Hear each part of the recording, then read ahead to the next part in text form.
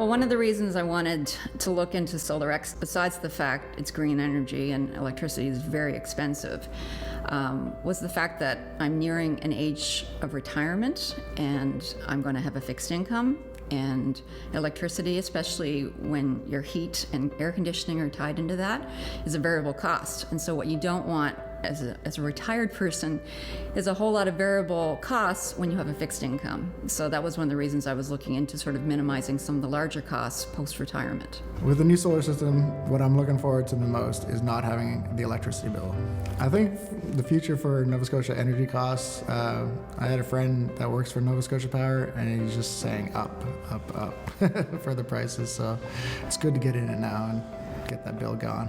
I think the biggest benefit for us of getting solar was having more access to our income and not putting it into a bill, but now putting it into programs for our child. We decided that it was probably a really great way to sort of lower our impact on the environment for sure, and also not having a really big power bill is super appealing, and so those are just some of the contributing factors, but we definitely thought it was just a great way to sort of move forward and teach our kids that there are definitely alternatives for energy sources. And it's the best way to go. If you can eliminate your power bill, that's saving a bit of money per year and allow you to do other things, like invest in your retirement.